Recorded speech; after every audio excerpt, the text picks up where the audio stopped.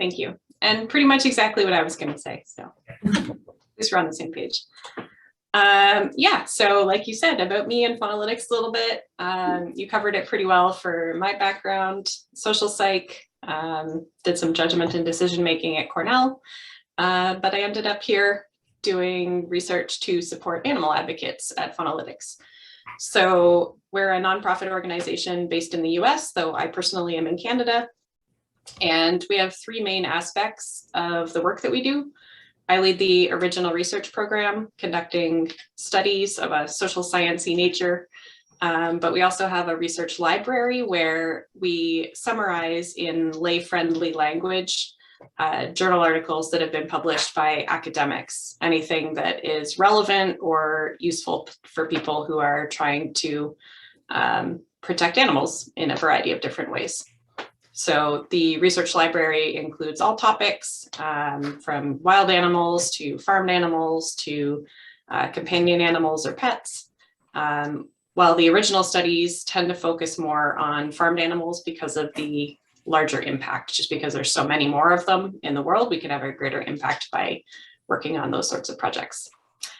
And then the final piece of what we do is research support. So anyone who is working as an advocate, whatever that means, or working on research that's related in some way, is able to come to virtual office hours and get support or just read about how to conduct research on our website.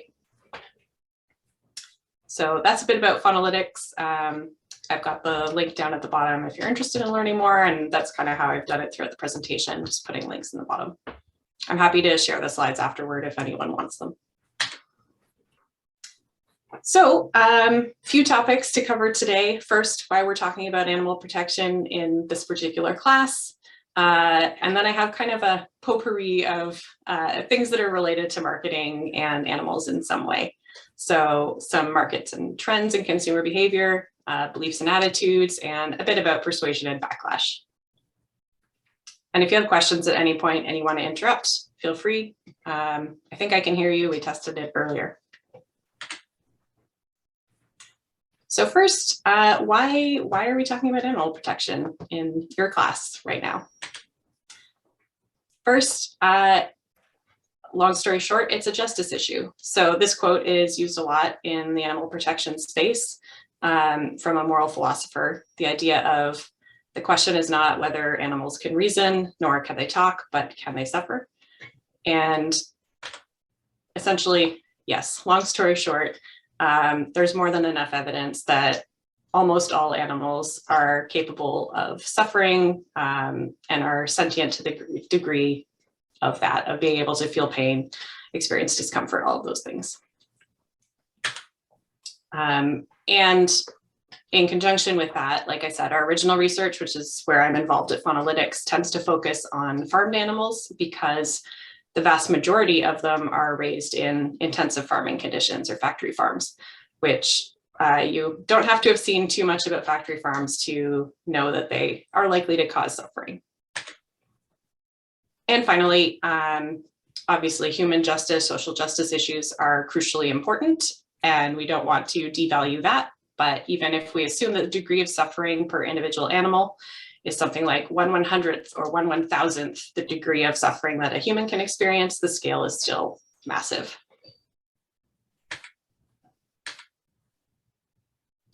And that is because these data come from the US. Factory farming is incredibly widespread. So for most animal products that you eat, the majority of them are coming from factory farmed animals. This is broiler chickens on the left, so ones that are used for meat, and then egg-laying hens second. Almost all of both types of chicken are raised in factory farms, as well as the vast majority of pigs, many cows, and to a lesser extent, bison. And just by the numbers, there are millions, if not billions in some cases, of animals slaughtered just in the US each year. For fishes, it's in the billions, chickens in the millions, and then other animals, at least in the high hundreds of thousands, if not the millions. By one estimate, at any given time, 31 billion land animals are alive being farmed. And you'll see this huge range for fishes, whether it's 39 billion or 216 billion. The reason we don't know is because it's actually tracked so poorly that individual fishes aren't counted at any point. It's always just tons. And so the estimates will range a huge amount. But regardless, it is obviously a large scale issue. And whether you take the animal justice issue as important or not, it is also a social justice issue for humans. North Carolina has the dubious honor of having been one of the most studied in terms of factory farming and its impact on people of color, Black and Indigenous people. So this is the percentage of the population who live less than 3 miles from an industrial pig farm. Pig farms are really common in North Carolina. And as you can see on the left, you've got white folks, and then all the other bars are people of color, Black, Hispanic, American Indian. And the proportion of people of color who live close to industrial pig farms is significantly higher than the proportion of white folks. So this is the idea of environmental racism, that there tends to be this conjunction between where less privileged people live and these pig farms that have all kinds of negative health and environmental effects on water quality, air quality, and just honestly quality of life, living near something that smells and pollutes constantly. And we see a really similar case in Mississippi, which has also been somewhat studied, where the color of the counties on the map represents the number of African Americans living there. And the circles represent where there are hog factory farms. So you can see that there is a correlation again between areas where those factory farms are concentrated and where you have the highest percentage of Black Americans. Sorry, Joe, just a really basic question. How is factory farms defined? Like what differentiates a factory farm from a non-factory farm? That's a really good question. And actually, I'm not sure of the specific definition in this case. I should actually mention at this point, I am not an expert in all of these different things. I've pulled data from a variety of different sources. And in this case, these are concentrated animal feeding operations. That's the technical name, why it says CAFO on the map. And I believe it is to do with the density of animals that are raised, but essentially they're just raised in very close confinement with one another, as compared to a more traditional farm where you're probably picturing, pigs outside and dirt and all of that. Okay. Not a really technical answer, but if you ever want an answer that I don't have, following the links will get you there eventually.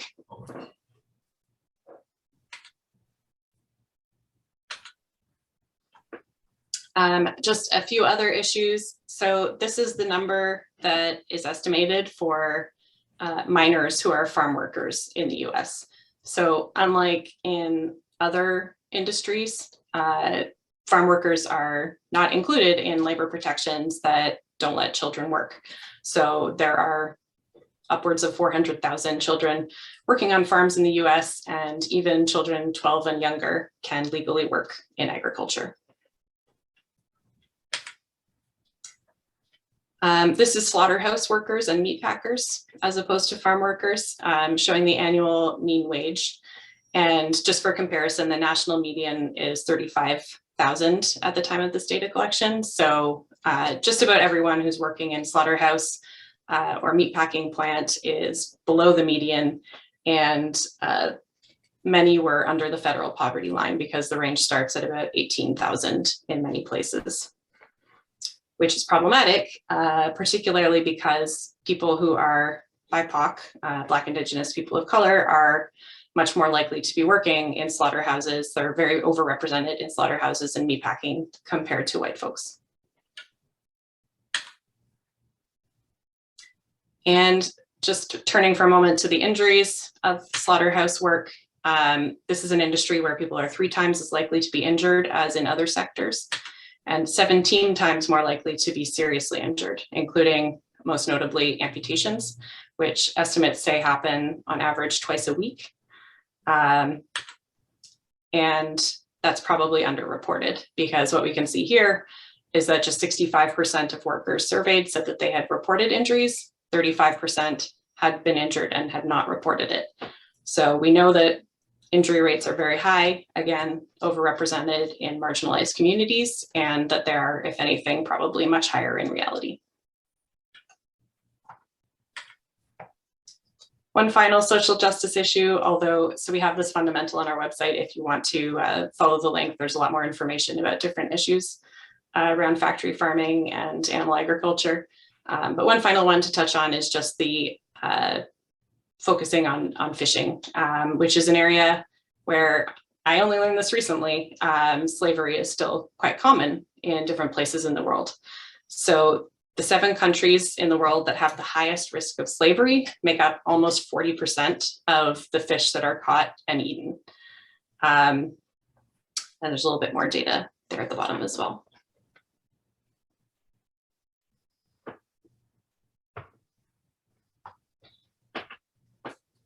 If you're curious what the 7 countries are, they are China, Japan, Russia, South Korea, Spain, Taiwan, and Thailand.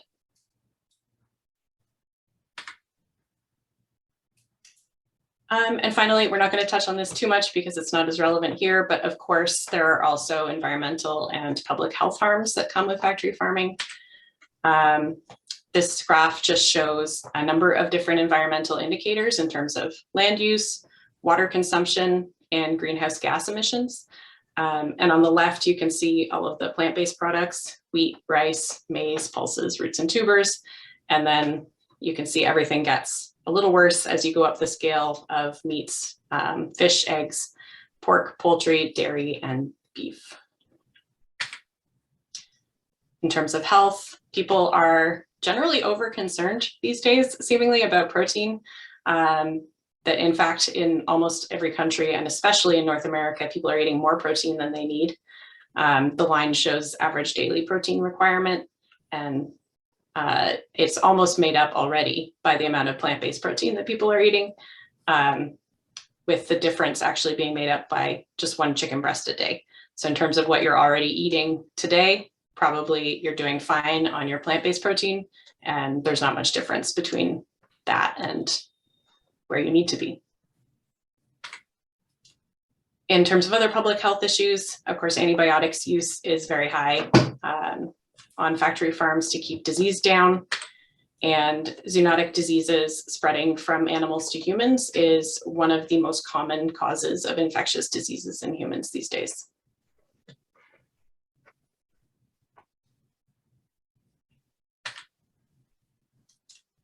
So switching gears, that was all the kind of background, but getting into the marketing aspect, just taking a moment, what products come to mind when you think about animal protection, or what organizations like mine might care about?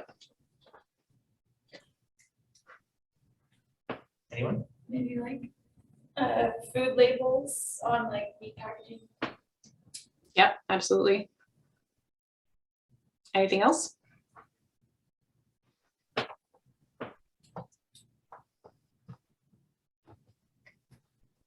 Vegan Sorry. alternative products, Mhm. like vegan products. Yep, totally. All right. Yes, plant-based we will start with. So this is a really big and growing industry. Just some stats here in terms of the retail value of the plant-based market right now is about 7.4 billion in the US, and has grown each year since 2017, which is the earliest data I'm aware of. So it was growing very sharply, in particular during the pandemic, and has now leveled off a little bit, but is still very much on the increase. And the really interesting thing to me is that 58% of omnivores had consumed animal product alternatives in a Faunalytics study, and that you see throughout various types of data that omnivores are definitely driving most of this plant-based growth.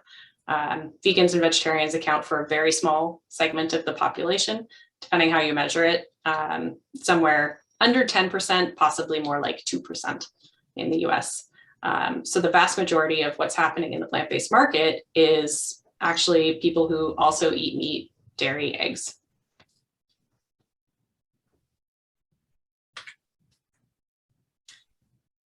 And if you're like me, which you may not be, but you start to wonder, like, what's going on there? Is it that people are substituting plant-based products instead of meats and dairies, even though they're omnivores? Or is it a substitute? And I neglected to put in any transitions, so you can see the answer right away. It is a substitute when it comes to chicken, turkey, and fish, in that sorry, I always get this cross price elasticity a little muddled in my head, so I wrote it down. When the price of chicken, turkey, or fish goes up, there's greater demand for plant-based alternatives. So kind of what you would expect. Those particular meats get more expensive, people turn to plant-based. On the other hand, though, it's interesting for beef and pork. We're seeing right now, over the last few years, that it seems like what's happening is more of a complementary thing, where people buy them together. That when the price of beef and pork go up, demand for both beef and pork and also plant-based products goes down, and vice versa. So it seems like people are substituting, this is my own speculation, but are substituting the healthier products like chicken, turkey, and fish with plant-based, whereas the things that are maybe more about taste, about enjoyment, beef and pork, are less likely to be substituted and more of a complementary kind of thing.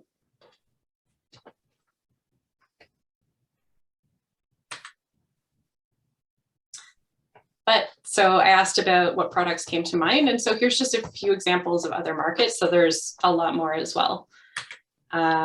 Cruelty-free cosmetics and hygiene is a big market. Next generation textiles. So things like cactus leather are really taking off. Other forms of leather replacement, suede, wool, silk, all of those are a growing market. And this is obviously illegal, so not a market that I'm, recommending you work in.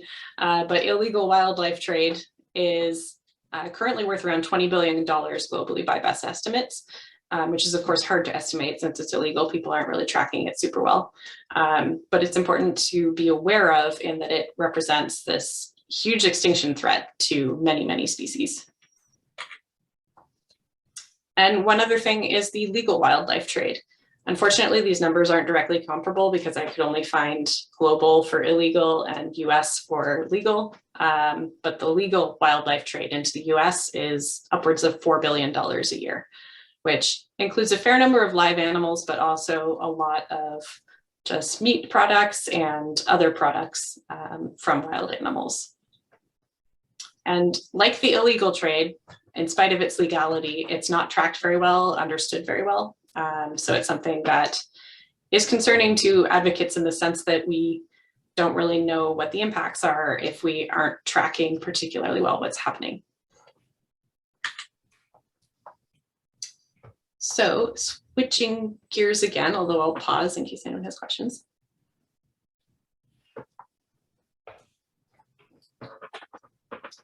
Right, consumer beliefs and attitudes. So now we're getting more into a little bit closer to the type of research that I generally do. And starting off, this is some data from a 2018 Faunalytics study looking at how concerned consumers said they were or how important they thought animals were when they were making this variety of consumer decisions. So you can see that by far, the one where they are most concerned, most thinking about animals is when they're getting a new pet, which makes sense, comes to mind when you're going out to purchase or adopt an animal. But then there's quite a range for other things, from attending circuses or rodeos, often directly involving animals, going to dog or horse races, directly involving animals. I don't know, it's an interesting range of different levels of concern.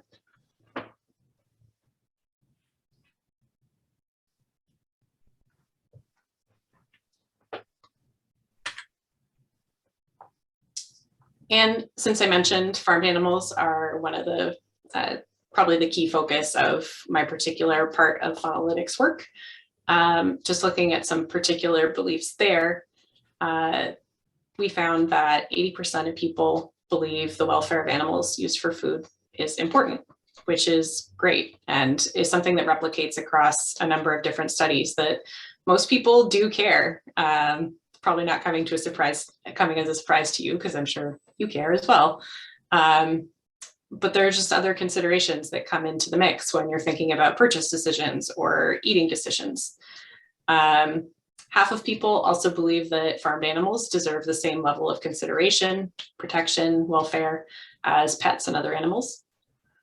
Almost 2/3 believe that animals being used for food is necessary for human survival, though, which from the standpoint of the environmental data and the nutrition data is not true, but it is a really common belief pretty much everywhere.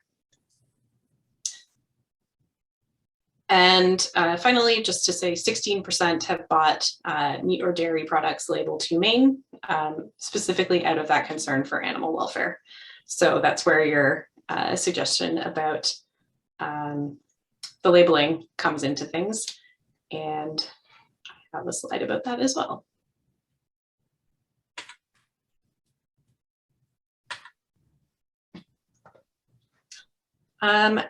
So this is a study that Faunalytics did a few years ago when cage-free initiatives were really starting to take off. So there was a lot of, and there still is, but there was a lot of lobbying going on for different corporations to switch their eggs from traditional battery cages to cage-free eggs. And so what we did was we looked at social media comments in response to articles about those cage-free commitments that companies were making, to see what general consumer opinion, public opinion seemed to be with regard to that kind of move on corporations' part towards something that was purely intended to improve animal welfare. So as you can see, this is comments and likes on its or Facebook posts. As you can see, it was quite common to see reactions that were critical of the welfare implications of the change. So not critical of the corporation making the change, but just critical of, is this really going to do anything? Which is a valid question. Cage-free is somewhat better by some metrics than traditional battery cages, but is worse in some other ways. There were a lot of people who were enthusiastic about the welfare implications of changing toward cage-free. There were quite a few who were just dismissive of the issue, thought that it wasn't important or that it wouldn't impact them in any way. And there were a fair number that wanted more change from the corporations. And we also looked at comments. Again, these are just spontaneous comments made on social media, so we didn't ask them about it or anything, but comments about intended purchase and consumption behavior, saying that they would or they wouldn't eat, at McDonald's again after they do this, that kind of thing. And as you can see, the most common response was that they had no intention of eating there anyway, essentially. So people like to comment whether it involves them or not. And what we saw there was that a lot of the kind of noise on social media was people who essentially were not affected by what was happening, which is interesting to note. There were a number who had lower purchase intention, they said, as a result of this, said that they were less likely to, again, eat at McDonald's, for example, if they switched to cage-free eggs. But then there were approximately similar numbers who said that they were more likely to as a result. And that last bar is not missing, it is actually 0. One of the things that we were interested in was whether this kind of switch could make people think more about the welfare implications of just eating eggs in general, and whether anyone would talk about, having thought about it more, whether they would just stop eating eggs entirely. Perhaps a bit of a stretch, and that is exactly what the data showed, but no, that was not the case. Nobody mentioned that at all. So I did just want to highlight that these scales, I have made the same size for the purpose of being able to see them, but the comments about the animal welfare implications were much more common than ones about intended purchase and consumption behavior. So imagine that second graph being much shorter than the first one. But again, that's mostly just because in Facebook comments on an issue, people are generally going to talk directly about the issue, and only some of them get into their own behavioral intentions.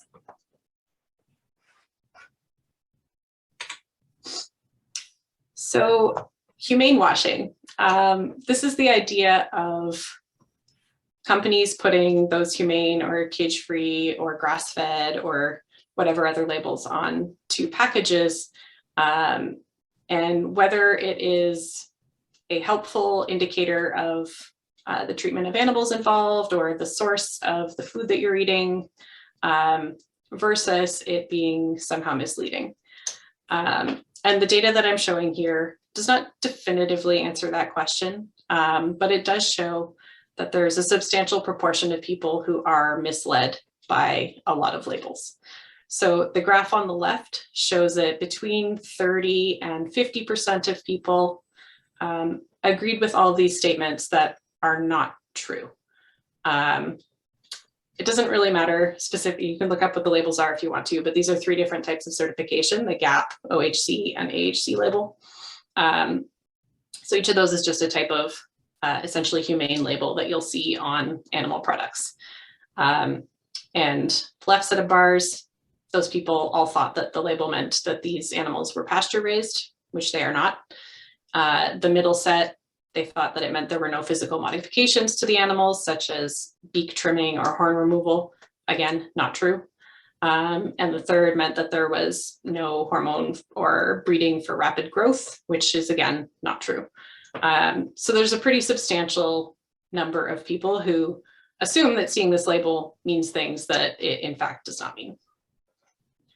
And unfortunately, the graph on the right is showing that this is more common for people who are more likely to purchase humane meat every month.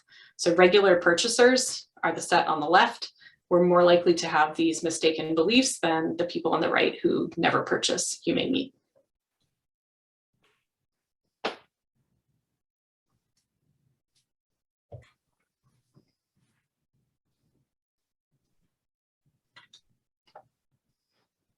So switching gears again, interrupt if you have questions.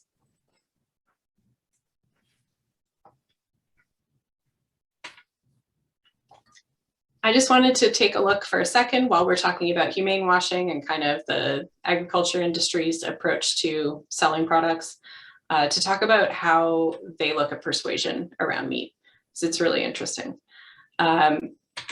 So this is from an article that first looked at classic framing devices used by harmful industries like alcohol and tobacco, and noted these framing devices that are often used.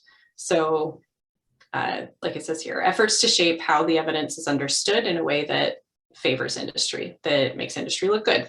Makes sense. Focusing on free choice when it comes to health, people's individual responsibility, rather than social determinants. And portraying industry as well-intentioned, the good guy, and focusing on steps that they're taking to manage harms. So the authors found pretty good support for these sorts of general framing devices that have been seen in the past in meat industry publications and public-facing documents to try and manage reputation. More specifically, these were the 4 main themes that they identified in meat industry publications. The idea of, meat's impact being still open for debate. So they'll point to any unfavorable research as being unreliable, or that saying any lack of consensus means that it is still open to debate. There's no consensus among experts, that kind of thing. Say that most people have no need to worry. We'll actually point to meat as necessary to continue being healthy, and say that there is no need to cut down in order to be green. They'll point to other things that you can do that are just as impactful in their line of reasoning. And they will portray any sort of government intervention as nanny stating. Individual responsibility is really highly regarded, and tend to blame victims of poor health for their own choices rather than talking about any or admitting any responsibility for it.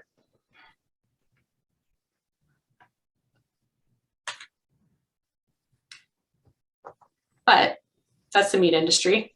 What does the animal advocacy sector do?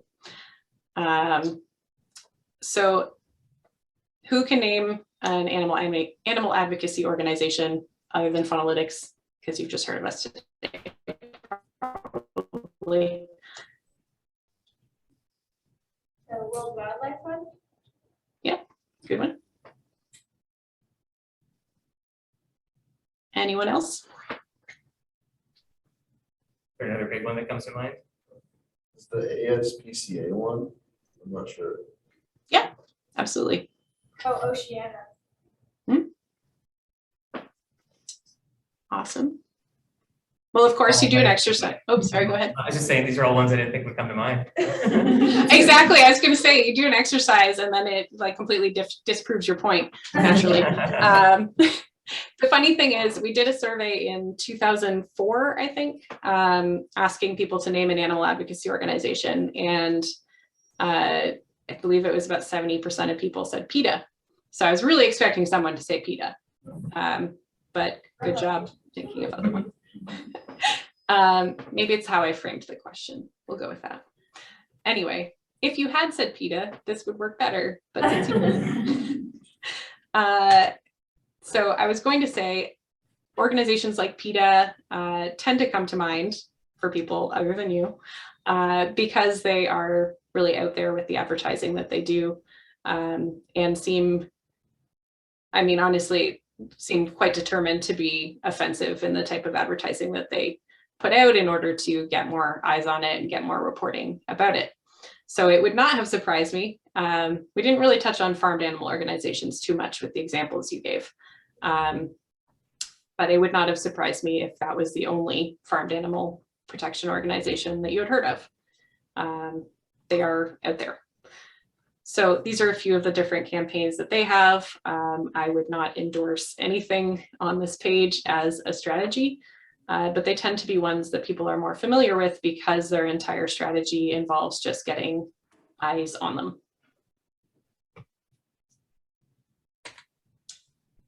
Whereas the majority of animal advocacy organizations that I'm guessing most of you have not heard of are taking a more moderate approach. And so we have groups like the Reducitarian Foundation, whose entire thing is about helping people reduce over time, find things that they can cut out, and is not hardline at all. There's also other examples here. So Center for Effective Vegan Advocacy in the bottom right, while they're about effective vegan advocacy, their entire thing is don't just yell at people to go vegan. That doesn't work and people don't like it. So part of what they say is helping people be as vegan as they can be or being as vegan as possible. And then there's other animal advocacy organizations that don't do consumer facing work at all, that are working on things like ag gag laws that prevent whistleblowing and undercover work to find issues in slaughterhouses and meatpacking plants, which most of the public are in favor of. So yeah, there's animal advocacy organizations working on all kinds of things in all kinds of ways, and most of them are not the PETA in your face offensive advertisements.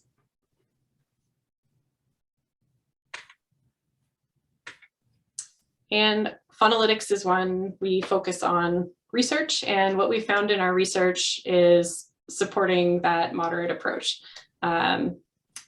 We advocate for reduction because of studies like this one that I conducted a few years ago, where we randomly assigned people to reduce condition or a go veg condition, gave them the same video just with that change in messaging, and found that advocating for reducing produced marginally, admittedly marginal, greater meatless meal purchases than advocating for people to go veg.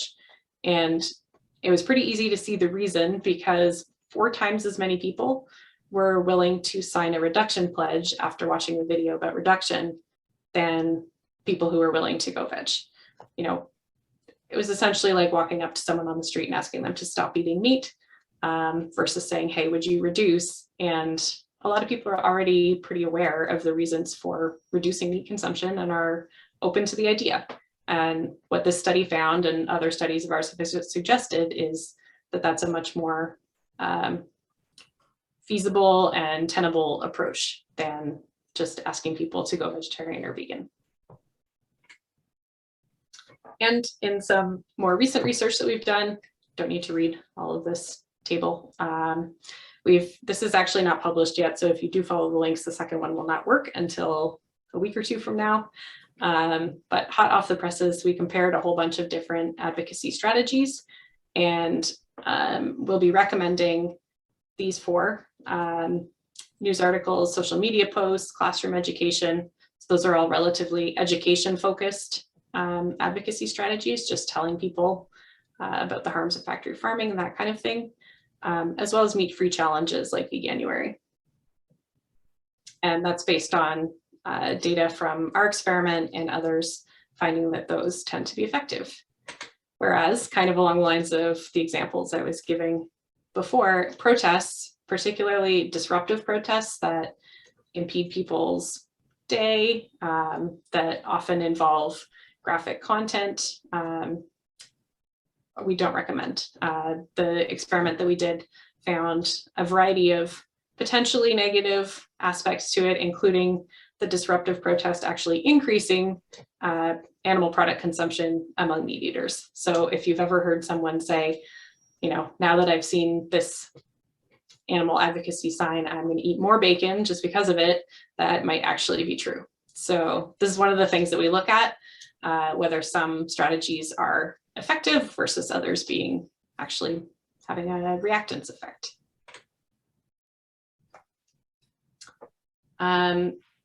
This is totally switching gears.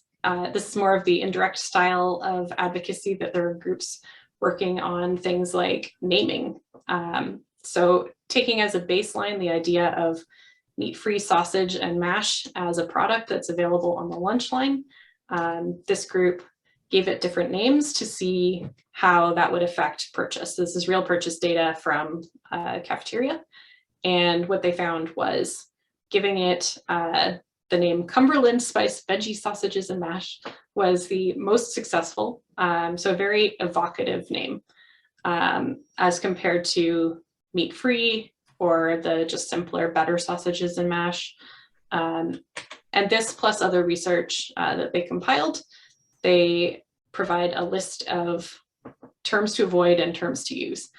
You'll see on the terms to avoid list are both vegan and vegetarian because they tend to evoke the idea of either, you know, health without any taste potentially, or a lifestyle that doesn't apply to you in the case of vegan. And meat-free too is, you know, hey, you know that meat that you like? This doesn't have any. So they recommend using things like the origin of products, flavor, look and feel to increase purchase. Is that a UK study? Yes. Okay. Why? The sausages and mashes. That must be Oh, yeah. UK. Yes, it is. Okay. And this one is looking at a menu. So I don't know how well you can see that. I don't know if you can tell, but so on the left, it's the same set of items on both menus, but on the left control menu, the 2 vegan items are at the top and bottom. So just kind of in there with all of the meat items. On the right, the vegetarian dishes are separated out from the meat ones. Does anyone have a sense of which one leads to more veg purchases? Probably the control. Anyone disagree? Nope, the left. Shouldn't ask a marketing class. You are correct. So having them separated out makes people 56% less likely to order those vegetarian menus. This data tends to be a lot more surprising when you talk to animal advocates because if you are vegan, you're like, oh, it's really nice just seeing all of my items together. It makes it very easy for me to choose, which is lovely. But of course, that's not the goal. And yes, putting them in with the rest on that control menu was substantially more effective at selling the items than putting them in the corner, as the kind of lay-friendly report called it. So just to wrap up a little bit, try and tie together some of the disparate pieces that I presented. Animal protection is a justice issue that applies to both animals and humans. There are many ties to marketing in various ways. And honestly, I had a huge list of things that I would have loved to throw into this presentation. For instance, did you know that meat and masculinity are tied together? That's a really interesting area of research. But I just didn't have time to get into too many of them. Advocacy, I tried to show a little bit of the different ways that persuasion and marketing are involved. And that includes both direct and indirect different methods. And finally, just that a lot of the advocacy that's happening these days is not, go vegan or go home in the slightest. There's a lot of reduction and a lot of integrative approaches with the environment and health and social justice issues. And that's something that I am proud of in the movement. So that brings me to the end. There's a couple of resources there for you if you're interested in Faunalytics and getting in touch with us. The Ask Us question one is our office hours. So if you ever end up doing any research in this general area or you want to talk about it with someone, you are welcome to stop by. And thanks for listening. So we saved time for questions, and students submitted questions beforehand and gave them the option of asking them, or I can, but I'll open it up to anyone else if anyone has any questions that they want to ask.